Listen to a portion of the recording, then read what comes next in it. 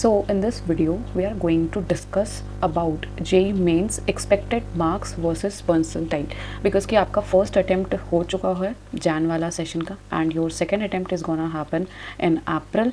आपका around 2 to 8 अप्रैल के बीच में आपके एग्ज़ाम्स होंगे एंड अभी जनवरी सेशन को देख करके एंड प्रीवियस ईयर के अप्रैल को समझ करके मैंने एक ये लिस्ट बनाई है कि आपकी एक्सपेक्टेड मार्क्स वर्सेस परसेंटाइल क्या हो सकती है। लास्ट टाइम का 2024 का आपका कट ऑफ गया हुआ था 93 percentile for a general category and somewhat I think 85 या 83 परसेंटाइल था आपका ओबीसी के लिए। ओके तो इस बार का परसेंटाइल बिकॉज कि 25 का जो पेपर था ये क्वाइट ऐसा कह सकते हैं कि ऐसे ईजी एग्जैक्ट नहीं कह सकते हैं but yes easy to moderate के बीच में कह सकते हैं।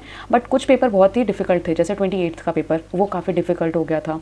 स्टार्टिंग के पेपर अच्छे जा रहे थे, फिर जैसे जैसे लास्ट में आने लगे तो पेपर आपके डिफिकल्ट होने लगे थे। ओके तो इसलिए थोड़े रैंडम हो सकते हैं परसेंटाइल। मैंने बहुत सारे स्टूडेंट्स से बात करी है तो मुझे बहुत सारे लोगों के बारे में अजीब परसेंटाइल लाइक कुछ बच्चे ऐसे भी जो 130 पे भी उन्होंने 98 परसेंटाइल स्कोर किया हुआ है बिकॉज कि उनके बैच का पेपर फिर वही टफ था, 28 शिफ्ट के थे। बट कुछ ऐसे भी हैं जो 210 या 220 मार्क्स लेके आकर के भी उनके समथिंग 96 परसेंटाइल बने हुए हैं, राइट। तो on this basis I am just making this one video जिसमें हम देखते हैं।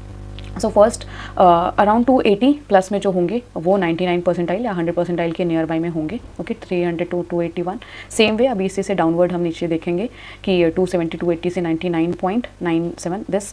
तो 99 अगर हम देखते जाते हैं यहाँ पे तो ये हमें दिख रहा है समथिंग 99 150 to 160 में अगर आप ले आ रहे हैं तो आपके इतने तो बन जाएंगे 99 में। बट ये कंडीशन तभी अप्लाई है, ये सिर्फ मार्क्स को ही नहीं देख के कह सकते हैं, ये आपके उस पर भी डिपेंड करता है कि आपने नेगेटिव कितना किया।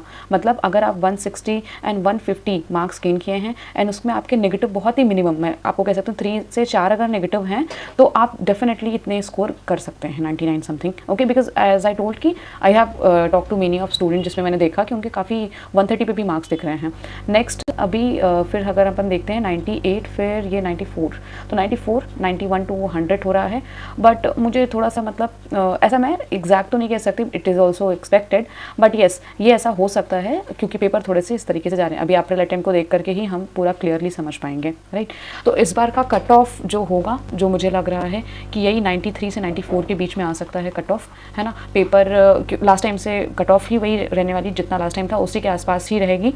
90 तो नहीं जा सकती है, राइट। तो 93 से 94 के बीच में ही रहने वाली है कट ऑफ।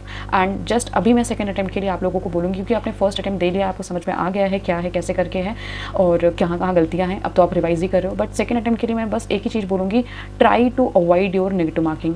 आप ना जितना आता है सिर्फ उतना अटेम्प्ट करके आओगे तो भी बहुत अच्छी परसेंटाइल गेन करोगे क्योंकि ये पूरा एग्जाम एक्यूरेसी पे भी बहुत डिपेंड करता है। अगर आपके उस 1,50,000 स्टूडेंट उसमें हैं आपके शिफ्ट में और उसमें बहुत सारे बच्चे ऐसे हैं जो 200 मार्क्स गेन किए हैं बट उन्होंने साइड में 15 या 10 नेगेटिव किए हैं तो उनकी परसेंटाइल ड्रॉप हो जाएगी। बट उसी जगह आपने 150 मार्क्स पे अगर आपने हार्डली 2 से 3 नेगेटिव किए हैं तो आप उनसे ज़्यादा परसेंटाइल गेन कर सकते हो क्योंकि इट्स अबाउट एक्यूरेसी। जब आपकी रैंक देखी जाती है तो ये भी देखा जाता है कि आपकी एक्यूरेसी कितनी अच्छी है। So just try to avoid your negative. बिल्कुल हाई अटेम्प्ट मत करो, जितना आता है सिर्फ उतना अटेम्प्ट करो। बाकी पूरा डिटेल में अभी अप्रैल अटेम्प्ट के लिए क्या करना है मैं नेक्स्ट में एक और वीडियो बनाऊंगी, आप वहाँ पे चेकआउट कर सकते हैं। And please do subscribe if you like this video.